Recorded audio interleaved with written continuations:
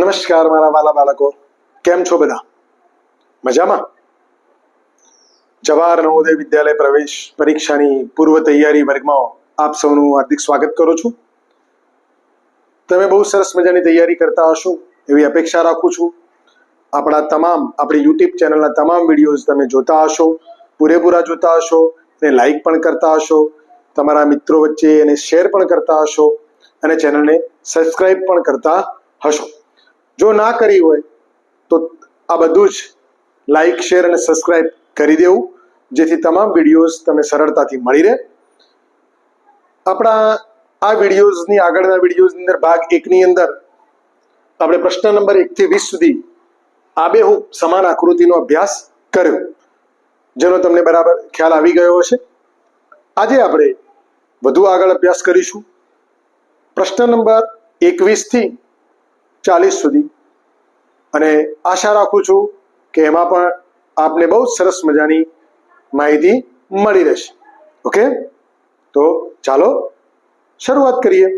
શરૂઆત કરતા પહેલા હું તમને એટલું ચોક્કસ કહીશ કે તમે વિડીયો જોતા જોતા સાથે આપણે જે પ્રકાશન નવનીત પ્રકાશનમાંથી સોલ્યુશન કરીએ છીએ એ પ્રકાશનની બુક તમારી પાસે હશે જ, એની જોડે રાખવાની, જેથી પ્રશ્નોની બધી જ માહિતી જે છે અને વધુ સારી સમજ આપણને સરળતાથી મળી રહે. ઓકે, ચાલો ત્યારે ભાગ 1 ની અંદર આપણે પ્રશ્ન નંબર 1 થી 20 સુધીનો અભ્યાસ કર્યો હતો. સમાન આકૃતિ શોધો, એટલે કે સેમ ટુ સેમ આકૃતિ. તો અહીં તમે જોઈ શકો છો 21મા પ્રશ્નની અંદર જ્યારે તમે પ્રશ્ન આકૃતિ જોશો ત્યારે આપણે અગાઉ પણ વાત કરેલી હતી કે એની કેટલીક નિશાનીઓ યાદ રાખવાની. અહીંયા શૂન્ય કરેલું છે, અહીંયા નીચે લીટી, અહીંયા એરો અને અહીંયા વાય આકાર એટલે કે તીર જેવું ઊંધું નિશાન આપેલું છે. તો શું દરેકની અંદર એવું છે? તો અહીં નથી, અહીં તીર આપેલો છે, માટે સૌથી પહેલા આ આકૃતિ આપણે કેન્સલ કરીશું. અગાઉ આપણે શીખ્યા કે જે લાગુ ન પડતી હોય એ આકૃતિઓ કેન્સલ કરવી. ત્યાર પછી અહીં જોઈએ ઉપર 3જા નંબરમાં તીર, તો અહીંયા 3જા નંબરમાં તીર નથી, માટે કેન્સલ. અહીં પણ 3જા નંબરમાં તીર નથી, માટે કેન્સલ. તો હવે બચી કઈ? આકૃતિ નંબર ડી. તમે જોઈ શકો છો બંને સેમ ટુ સેમ છે, માટે આપણે સાચો વિકલ્પ ડી સિલેક્ટ કરીશું. પ્રશ્ન નંબર 22 તમે જુઓ, આ જે ચોરસની અંદર જે આપેલું છે એ ચોરસની અંદર એવું જ સેમ ટુ સેમ આવી જ ડિઝાઇન તમે અંદરના ચોરસની આ જે ક્રોસ છે એ જોવાનું. આમાં આપેલું છે, આમાં આપેલું છે, પણ ચોરસ કેવું આપેલું છે? સીધું આપ્યું છે, માટે કેન્સલ. અહીં આકૃતિ કંઈક જુદી છે નીચે પ્રકારની, માટે કેન્સલ. તો હવે બચી કઈ? આ બંને આકૃતિ. તો બંને આકૃતિની સામ્યતામાં ડી જુઓ, તો ડીની અંદર જે ચોરસ આપેલો છે એ કેવા આકારનો આપેલો છે? જે ખૂણો ઉપરની તરફ હોવો જોઈએ, જે આમાં નથી, માટે આ પણ કેન્સલ. તો હવે કોણ વધ્યું? વિકલ્પ એ, જે આપણો સાચો જવાબ થશે. પ્રશ્ન નંબર 23 એમાં તમે જોઈ શકો છો જે આવી આકૃતિ આપી છે, તો સૌથી પહેલા અંદરની આકૃતિ જોઈ લઈએ. તો અને બહારની જે આ બંને જે નિશાની જે નખ જેવું આકૃતિ બને છે, બંનેના નખ, તો એવા અહીંયા પહેલી આકૃતિમાં બને છે, નથી બનતા, કેન્સલ. બીજી આકૃતિમાં હા બને છે, હવે અહીંયા જોઈએ, અહીંયા બને છે, નથી બનતા, તો કેન્સલ. અને છેલ્લી આકૃતિમાં હા બને છે, પરંતુ અંદરનો ત્રિકોણ કંઈક જુદો છે, અહીંયા મોટો છે, માટે કેન્સલ. તો ઓટોમેટિકલી આપણને સાચો જવાબ મળી ગયો. જવાબ નંબર બી. પ્રશ્ન નંબર 24 જોઈએ. ગોળની અંદર ગુણાકાર જેવી નિશાની આપેલી છે. પહેલી આકૃતિમાં આપી છે, નથી. બીજી આકૃતિમાં છે, આકૃતિ જુદી છે, નથી. છેલ્લી આકૃતિમાં બીસીમાં જોઈએ તો હા એવું છે, પરંતુ ડીમાં નથી. બહુ જ સરળ પ્રશ્ન, ઝડપથી આપણને એનો જવાબ મળી ગયો. જવાબ નંબર સી. પ્રશ્ન નંબર 25 જોઈએ. તો ગોળની અંદર કેટલા વર્તુળ કર્યા છે ભાઈ? 1, 2 અને 3. તો 1, 2 અને 3 અહીંયા જો કાળું ટપકું છે, માટે જે નથી પ્રશ્ન આકૃતિમાં, માટે કેન્સલ. અહીં પણ જો સી ની અંદર અહીંયા ટપકું કરેલું છે, એ પણ કેન્સલ. ડી ની અંદર ટપકું કર્યું છે, કેન્સલ. આપણને તરત જવાબ મળી જાય. જવાબ નંબર બી. સમાન આકૃતિ શોધો એ સૌથી ઇઝીમાં ઇઝી ચેપ્ટર બની જાય. હવે પ્રશ્ન નંબર 26 જોઈએ. 26 ની અંદર તમે જે હીરા જેવી આકૃતિ જોઈ રહ્યા છો એના ખૂણા જોઈ લેવાના. અહીંયા બંને ત્રિકોણ મળતા નથી. તો સ્ટાર્ટ કરીએ આપણે પ્રશ્નની જવાબ શોધવાનો. અહીંયા ખૂણા મળી જાય માટે કેન્સલ, જે પ્રશ્ન આકૃતિમાં નથી. અહીં કંઈક ખૂણા જુદા જ પ્રકારના આકૃતિ આપી છે માટે કેન્સલ. અહીં જે ખૂણો પડે છે એ પણ કંઈક જુદા પ્રકારનો, જે પ્રશ્ન આકૃતિ કરતા જુદો છે માટે કેન્સલ. તો કોણ? છેલ્લી આકૃતિ, વિકલ્પ નંબર ડી, આપણો જે પ્રશ્ન આકૃતિના સેમ ટુ સેમ સમાન આકૃતિ મળી જાય છે. પ્રશ્ન નંબર 27. અહીં જે પ્રશ્ન આકૃતિ તમે જોઈ રહ્યા છો એ શરૂઆતમાં આપણને એવી લાગે કે બહુ અઘરી, પરંતુ બિલકુલ સહેલી. તમે જો બે બાજુ ગોળ ટપકા કર્યા છે અને આ જે નિશાની છે આવી જે કર્વ બનાવ્યા છે, થોડી વળાંકવાળી લાઈનો, તો આપણે એવી જ શોધવાની આકૃતિમાં. પહેલી આકૃતિમાં આપી છે નથી, કેન્સલ. બીજી આકૃતિમાં આપી છે નથી, કેન્સલ. ત્રીજી આકૃતિમાં હા છે, તેમ છતાં આપણે આગળ જોઈએ. ડી ની અંદર આપેલી છે નથી, તો કેન્સલ. આપણો જવાબ મળી ગયો, જવાબ નંબર સી. ક્લિયર? નેક્સ્ટ આગળ વધીએ. પ્રશ્ન નંબર 28. આમાં પણ જોવાનું ગોળ અને ગુણાકારની નિશાની ચોરસની અંદર. તો પહેલામાં છે નથી, કેન્સલ. બીજામાં હા દેખાય છે, તેમ છતાં આગળ જોઈએ. અહીંયા આખી ગુણાકારની નિશાની નથી માટે કેન્સલ. ડી ની અંદર પણ નથી માટે કેન્સલ. તો આપણો જવાબ મળી ગયો, જવાબ નંબર બી. એકદમ ઈઝી. પ્રશ્ન નંબર 29 જોઈએ. અહીંયા 2 ટપકા, 3 ટપકા, 4 ટપકા અને 5 ટપકા આવી આકૃતિ આપણે જોઈએ. તો 2 ટપકા, 4 ટપકા, તો કેન્સલ. 2 પછી 3 હોવા જોઈએ. અહીંયા 3 ટપકા આપેલા છે તો કેન્સલ, શરૂઆત 2 થી હોવી જોઈએ. અહીંયા 4 ટપકા આપેલા છે, શરૂઆત 2 થી હોવી જોઈએ, કેન્સલ.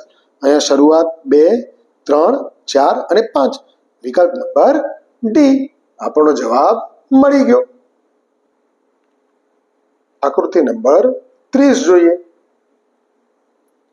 અહીં જે એક લંબચોરસના ઉપર છોકરા જેવી આકૃતિ આપી એ જોવાની, અહીંયા ગોળ ટપકું જોવાનું, લાઇનિંગ જોવાની, ત્રિકોણ જોવાનું.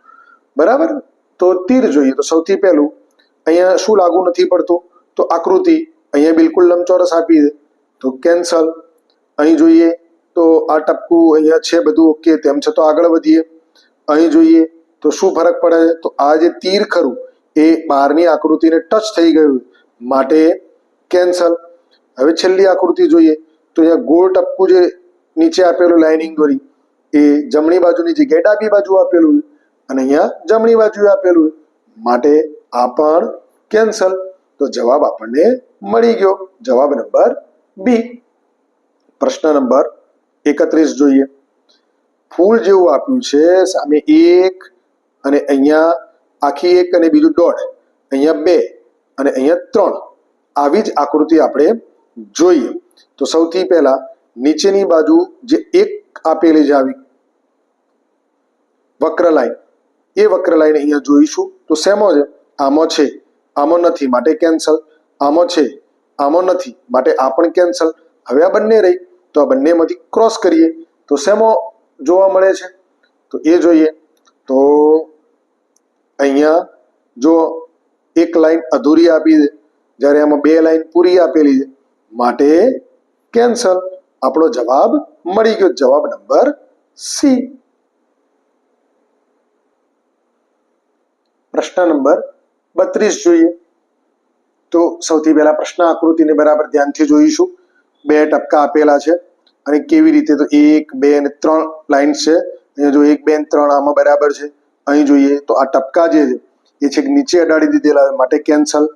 અહીં અડધો ત્રિકોણ થતો નથી માટે કેન્સલ. આ આકૃતિ પણ કંઈક જુદી છે માટે કેન્સલ. તો જવાબ નંબર એ આપણો સાચો જવાબ મળી જાય છે. આગળ જોઈએ પ્રશ્ન નંબર 33. અહીં જુઓ લંબ 1, 2, 3 ચોરસ આપેલા છે, પરંતુ ઉપરનામાં ત્રિકોણ બને છે અને નીચેનામાં બંનેમાં વિકર્ણોની અંદર નીચે ડિઝાઇન બને છે. તો સૌથી પહેલી નીચેની ડિઝાઇન જોઈશું. તો પહેલી આકૃતિમાં ડિઝાઇન જુદી જ છે માટે કેન્સલ. બીજી આકૃતિમાં ત્રણ ચોરસો પૈકી ઉપરના ચોરસની અંદરની આકૃતિ જુદી છે માટે કેન્સલ. અહીં સાઈડનો ડાબી બાજુનો જે લંબચોરસ આપ્યો છે એની ડિઝાઇન જુદી છે માટે કેન્સલ. તો આપણો સાચો જવાબ ઓટોમેટિકલી મળી ગયો, વિકલ્પ નંબર ડી. પ્રશ્ન નંબર 34 જોઈએ. 34 ની અંદર તમે જો એસ અને આવું એના છેદેલો છે, એક તીર એના ઉપર છે. તો આપણે જોઈએ પહેલા એસ સીધો કયામાં છે, તો પહેલી આકૃતિમાં સીધો નથી, ઊંધો છે માટે કેન્સલ. બીજી આકૃતિની અંદર જે એના ઉપરનું જે નિશાની છે એ જમણી બાજુથી ડાબી બાજુ નીચે તરફ જાય છે, અને અહીં આગળ બીજી આકૃતિમાં કાળો ભાગ નથી આપ્યો માટે કાળો ભાગ નથી માટે કેન્સલ. અહીં તીર જોઈએ તો ઉપરનું તીર જે ત્રિકોણની અંદર ઉપરની બાજુ જાય છે, અહીંયા નીચેની બાજુ આવે છે માટે કેન્સલ. તો છેલ્લે વધ્યું નંબર ડી, એના બરાબર ધ્યાનથી જોઈ લો. તો એના જેવી સેમ ટુ આકૃતિ માટે વિકલ્પ નંબર ડી આપણો સાચો જવાબ બનશે.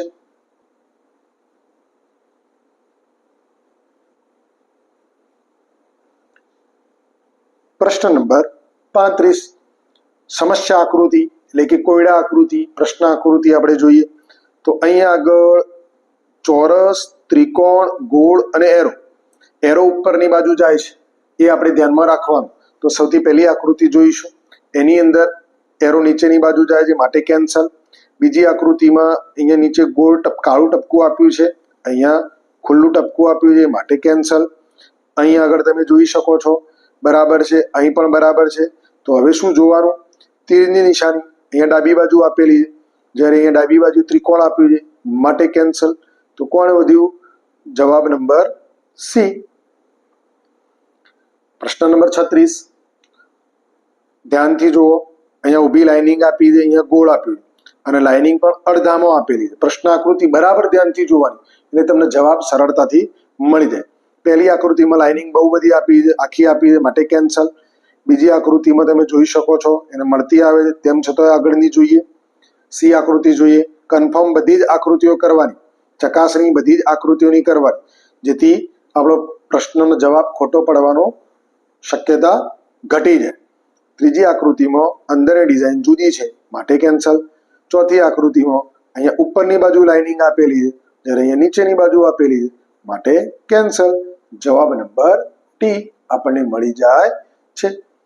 પ્રશ્ન નંબર 37 અહીં તમે જોશો તો આકૃતિ થોડી ક્લમઝી લાગી, પરંતુ બિલકુલ ઇઝી. ધ્યાનથી જોવાની. જે ગુણાકારની નિશાની અને બંને બાજુ આંકડીઓ જેવું આપેલું છે.